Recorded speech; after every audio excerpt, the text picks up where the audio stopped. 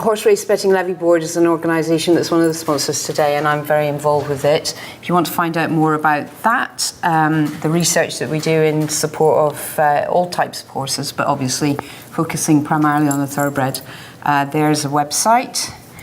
Of particular interest, I'm kind of making some assumptions about the audience, and I was rather anticipating that most of the people who would come to a session like this would be people who are actively involved in clinical research or doing studies. So you might want to know about our small project grant scheme, which is very much targeted at research based in practice, that sort of thing.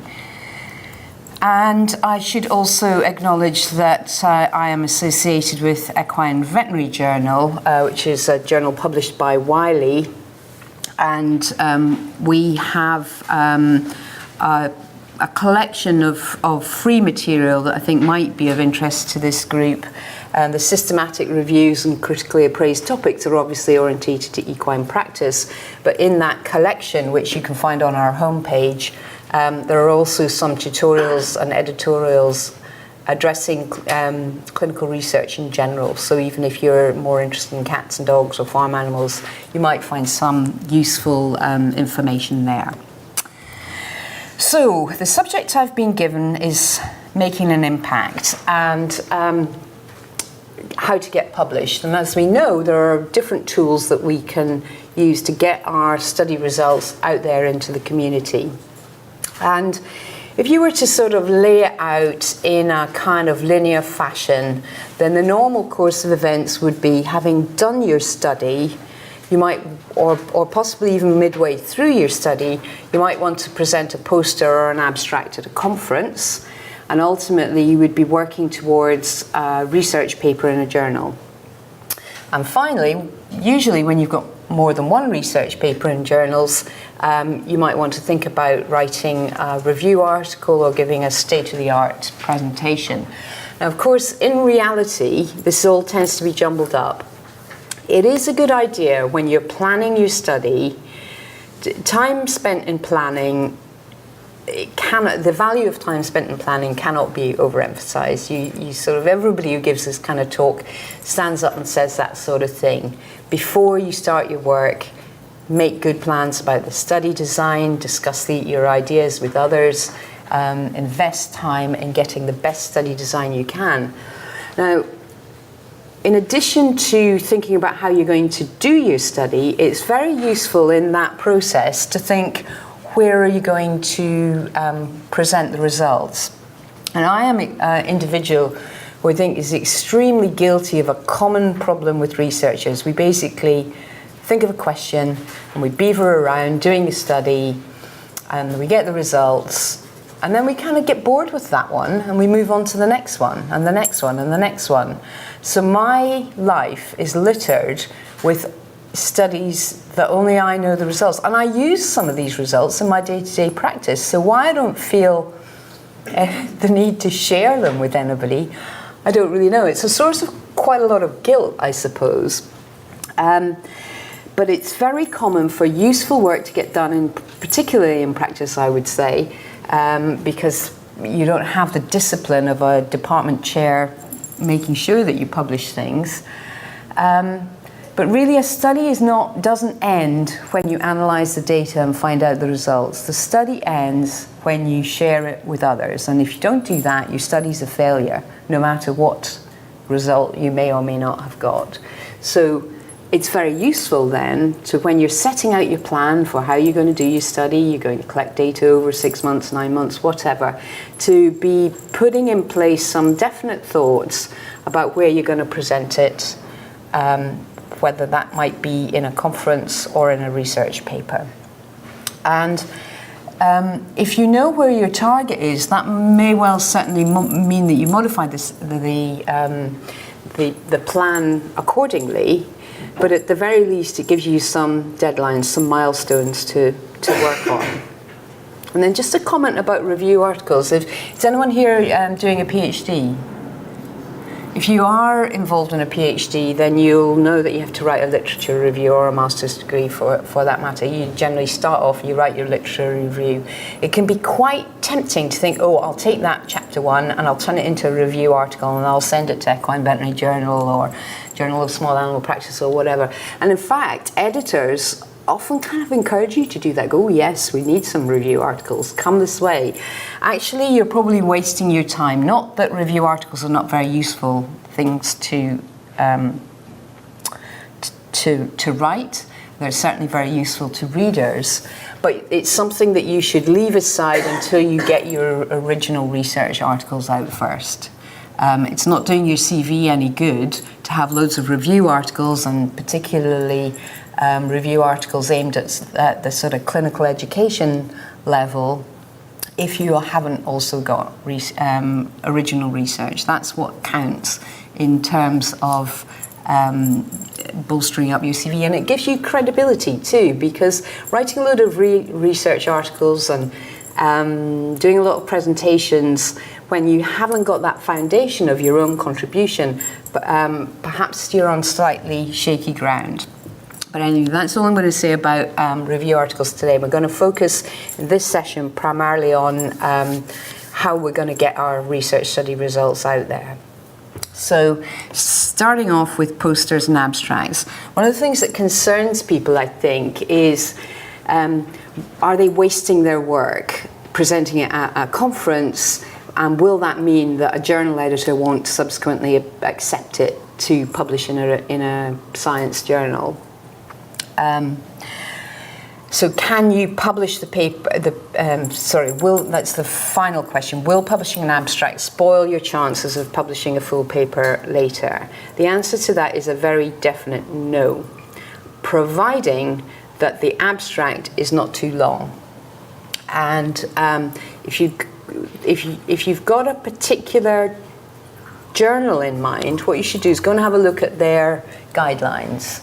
But I can tell you that Journal of American Veterinary Medical Association is the toughest, and they say you cannot publish a paper if it's preceded by an abstract that's more than 250 words long. Equine Veterinary Journal is probably more in the sort of middle group, along with Journal of Veterinary Internal Medicine and various others. We say 300 words, no figures, no tables. So as long as you're just presenting a short meeting abstract, that's absolutely fine. And in fact, most of these journals also publish those kind of abstracts, and we would encourage you to do that. So there's no problem, providing it's a short abstract, there's no problem. Some conferences want longer abstracts, 1,000 words or 3,000 words. I think that's actually is a little bit harsh that those conferences demand these things, because they must know that it's then going to cause problems for the individual author when they come up against trying to publish in a mainstream journal. Another sort of related question that I get asked occasionally is that in the modern world where I notice we're being recorded today, when presentations at conferences and so forth are videoed and put on the internet, does that spoil your chances? There aren't any hard and fast rules across the journal world, if you like, but I think most journals accept that this is the modern world. You can't stop people, you can't stop conference organisers wanting to video the stuff and put it up on the internet. So we largely ignore it, because this sort of activity has not been subjected to peer review. So mostly when we talk about concerns about prior publication, what we're really talking about is, have you published in a peer-reviewed format the work prior to sending it to the journal? That's what it's about. But stuff like this, which litters up the world of the internet, who cares? Moving up my list of questions, can you publish the paper first and then do the abstract? That depends on the conference, actually. Sort of. I always kind of, a lot of what I'm going to say is going to sound a bit snobbish, but you kind of think, well, if you've published the paper and then you're going backwards down the ladder to the conference abstract, sure, you've got something new to talk about at the conference.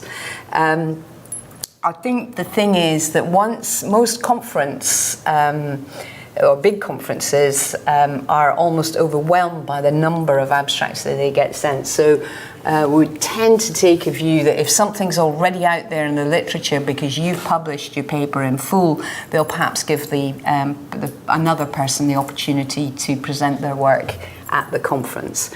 So I would say it's just perhaps not, there's no rules against it. They will vary from conference to conference, but it's probably not entirely good form to be publishing the paper and then slugging it all around the world for years afterwards. And can you submit to more than one conference at a time? Again, that's something to check the rules of the conference, but actually, generally you can, providing it's within a fairly short period. So the major conferences will recognize that because they crop up at different times of the year, and you may have to submit to one before you've had a decision from the other. Most of them say, okay, if it's within the last year, that's fine. So a good example in my life would be the relationship between BEVA and ACVIM. So ACVIM, you put your abstract proposal in January, and you'll get your decision, and the meeting is in June. Whereas BEVA, you put your abstract in actually it used to be March, it's now February, and the meeting is in October. So therefore, you cannot possibly hope to have heard from JVIM before it's time to put in the BEVA abstract. Does that make sense? And that's fine. We all know that some people get lucky and they put into ACVM and BEVA and they get to go to both. Some people are unlucky and they don't get to go to either. And some people will be chosen for one but the other. So most conferences, as I say, have sort of learned to live with that. And as long as it's within the last year, that's fine. What we probably don't really want to be accepting at conferences is old news. And that's why if it's been more than a year from the conference in question, most of them will say, no, thank you. So for the rest of the presentation, I'm going to talk about publishing in journals. And the first thing, obviously, we need to think about is what's going to be your target journal. Now, most people will think about various factors.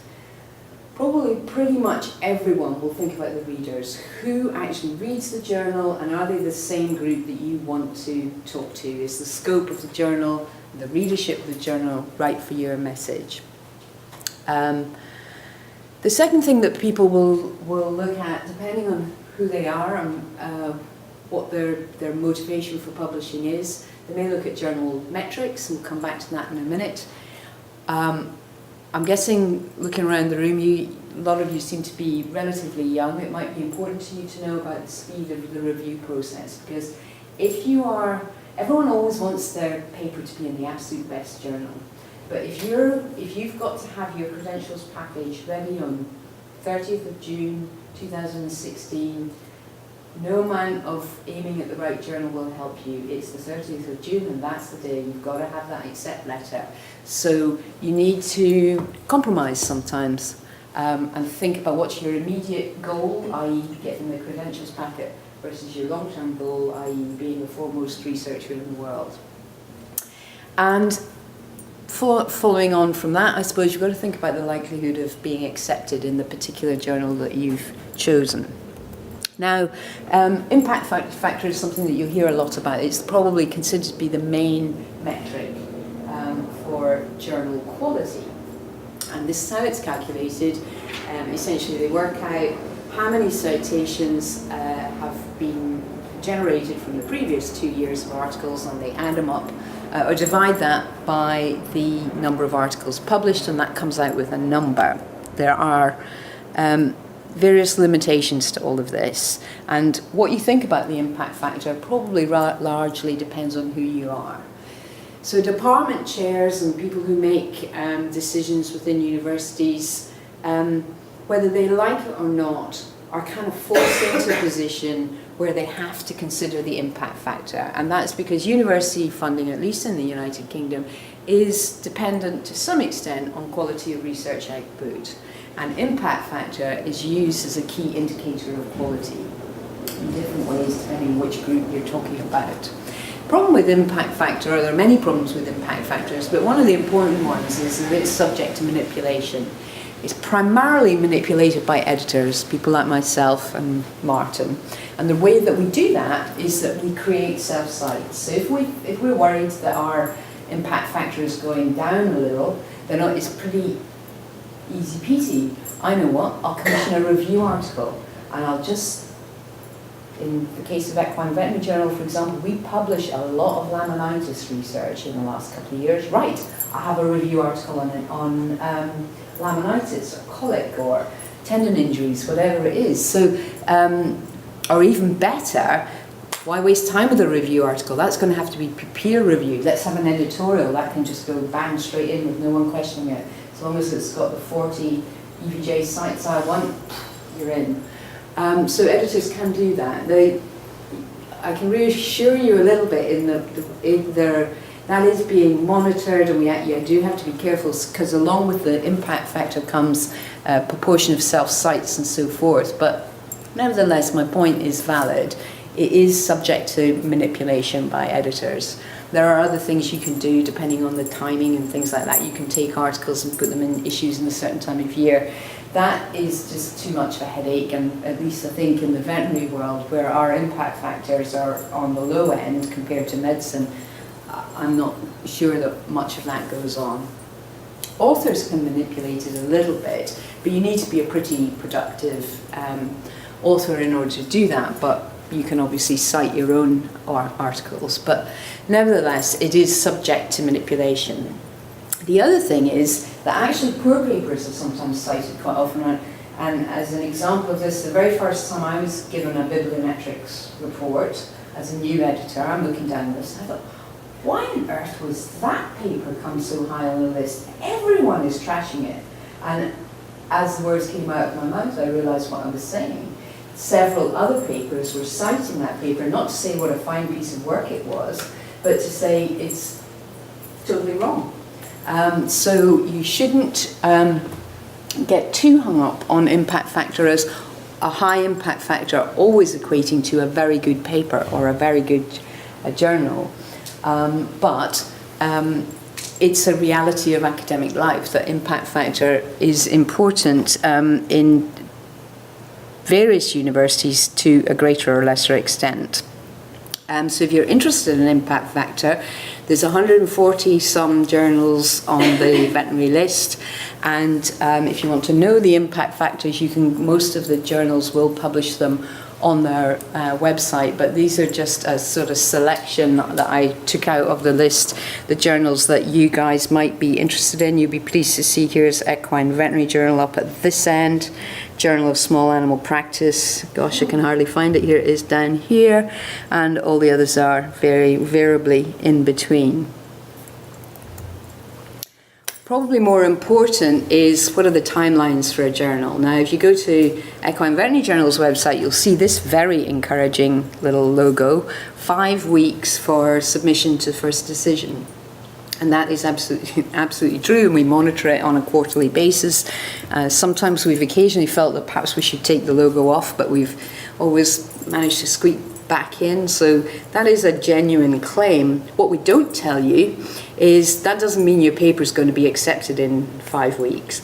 Less than 5% of papers get accepted at the first time around. Most papers are going to go through the revision process to a greater or lesser extent, and I think it is probably true. These figures, which also come from EVJ, perhaps aren't quite so good. If you go back to 2011, the time from submission to acceptance was down near 100 days, and you can see that gradually over the last 4 years it's crept up and crept up, and the reason it's crept up is that we tend to ask for too many revisions. So each cycle is another 35 days of review, and whatever time it takes you to do your revisions. So you can help the process along a bit by doing your revisions quickly, but there's not a great deal you can do to speed up the peer review process itself. These sort of data don't usually get shared, so you by all means look at the claims that the journals make, but be aware that they'll be telling you whatever they're good at. So we're quite good at doing the review process quickly, so we tell everyone that. We don't mention that we're quite demanding in terms of number of revisions. We keep that quiet.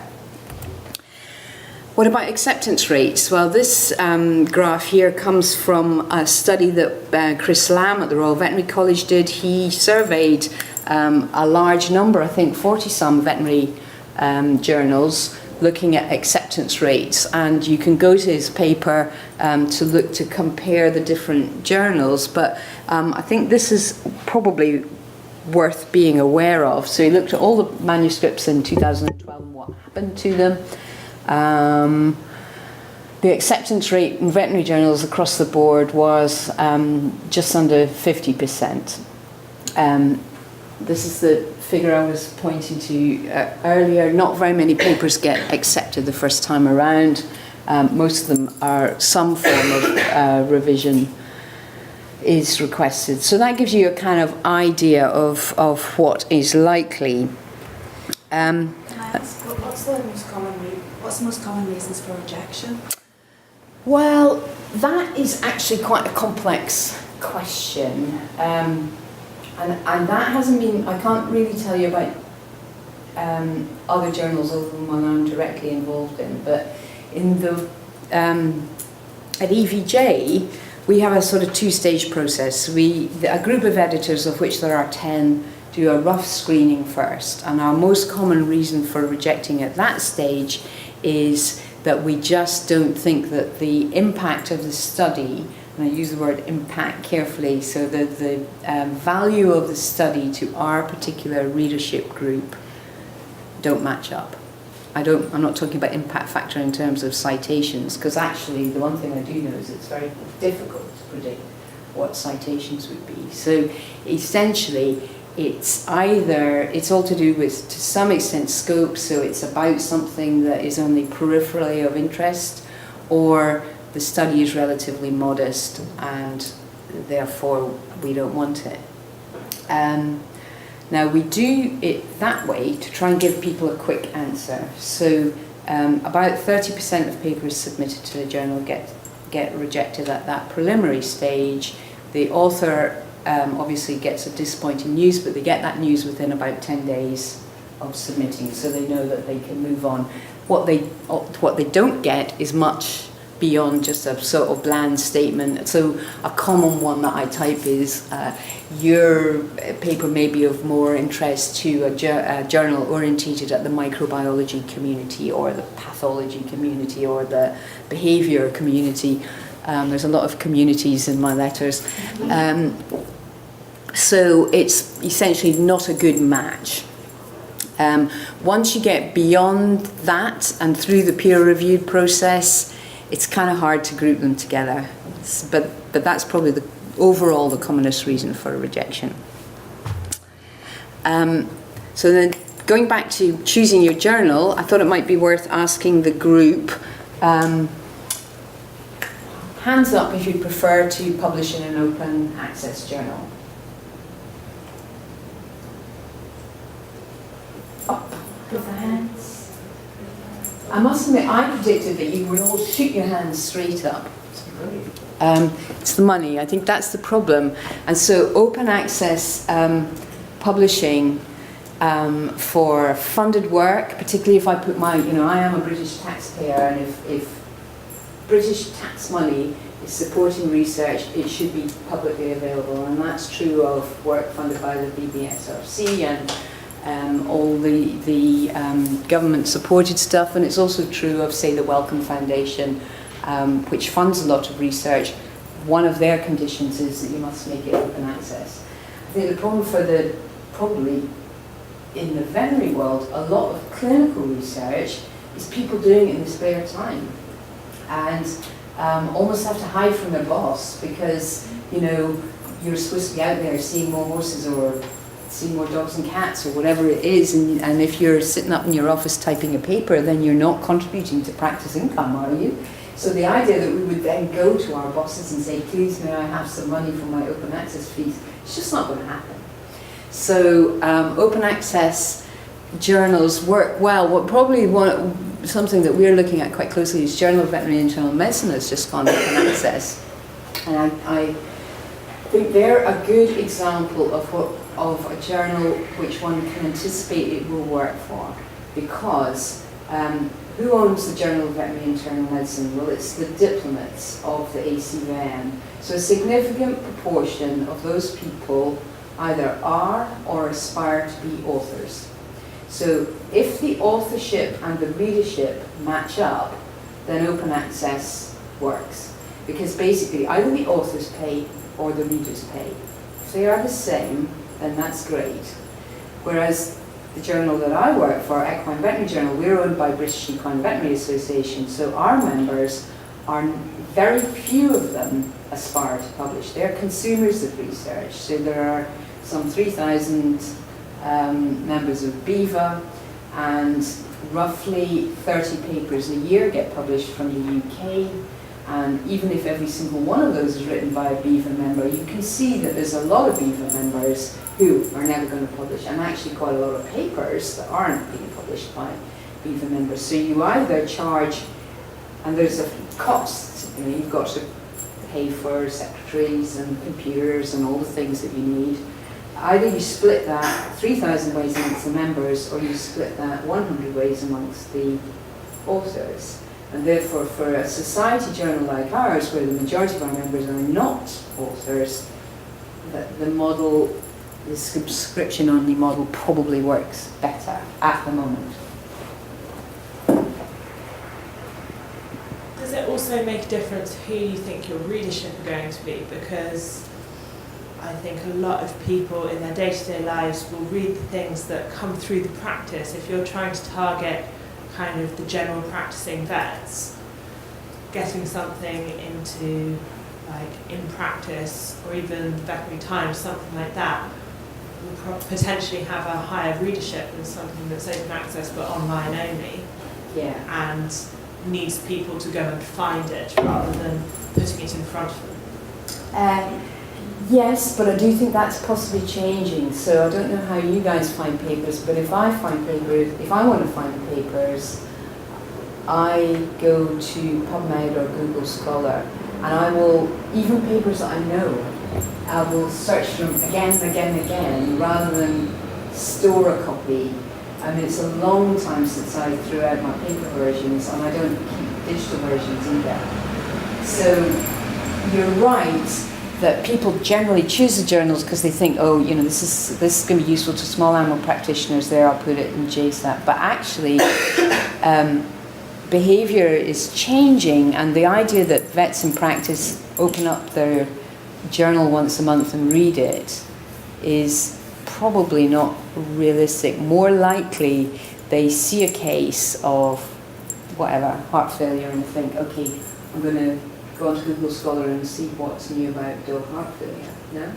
No, less than 5-10% of the practice will go and actively search. Really? Will search for a paper. It still remains in practice. Vets will read the magazine that's delivered to their door that saves them having to go and find something. Small animal practice? Small animal practice. Yeah, see, I don't think that's true in equine practice. We estimate about 30% will be searching rather than looking at their journals.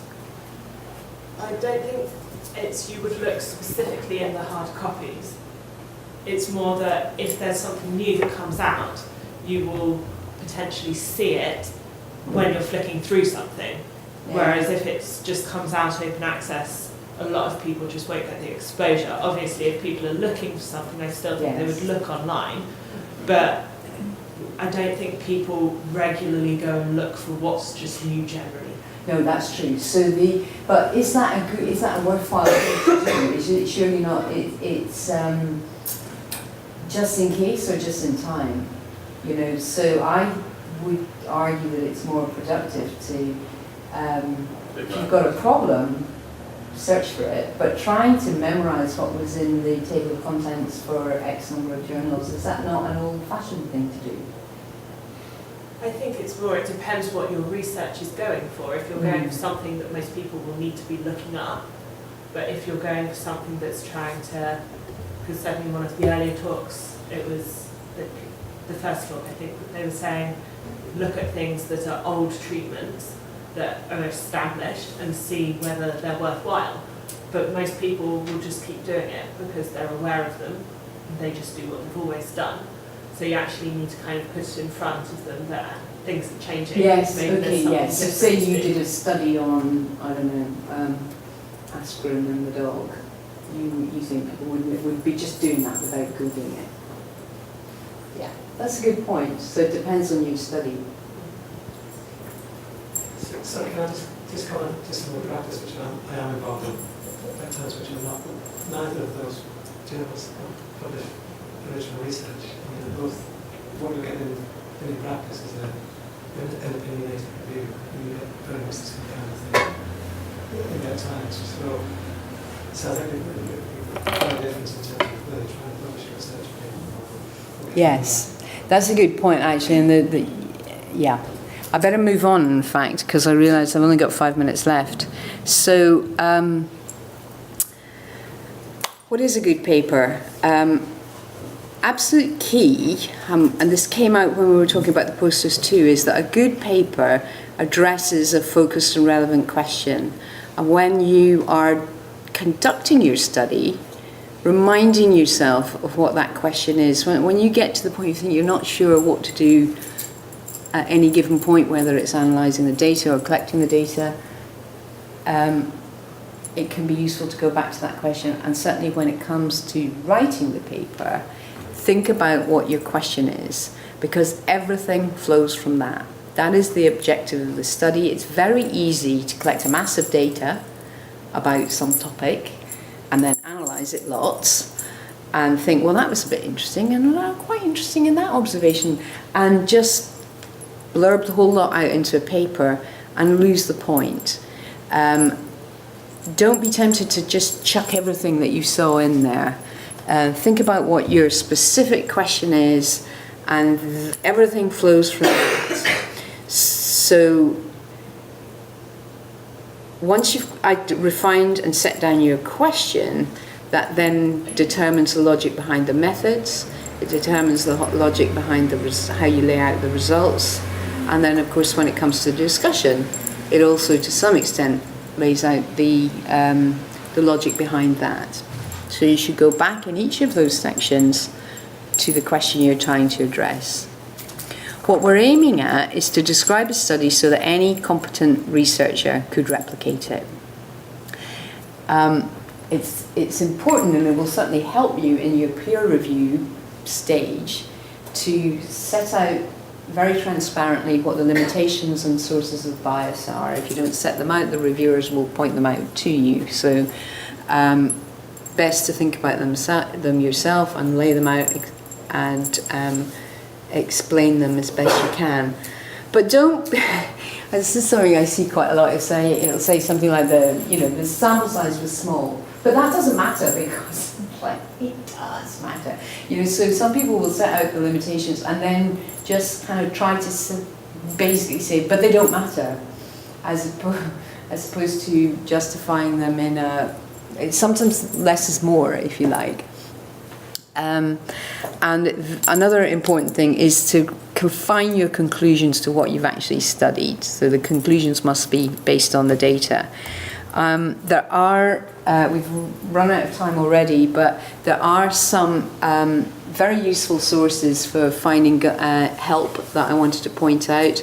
A couple of general books, which these are just little paperback books. You can get them on Amazon for only a few pounds. Both very useful in setting out the format of the traditional science paper: introductions, methods, results, discussion. So if you're a novice, both well worth reading. An extremely useful resource which was written for veterinary publishing by Mary Christopher, who is a very experienced veterinary editor. It's available free online at all the Wiley journals. So I've just taken this off our own website, but you'll find it in many different locations. Mary Christopher's Guide to Publishing in Veterinary Medicine. I also put in this picture this is a style guide written by Bill Bryson, actually. It came free with the Sunday papers. Actually just thinking about writing plain English. A lot of people seem to feel that when they're writing science, they must write it in a sort of sciencey way and tend to use many two words. So writing as plainly and simply as you possibly can is quite useful. So just think about your English in general, not just in scientific terms. And then I also wanted to point out this, which is also available at our website. There's a webinar there on publishing clinical research that some of you may be interested in. I think at that point I have run out of time, but are there any questions that people wanted to ask? Silence. Okay, well, thank you very much for your attention.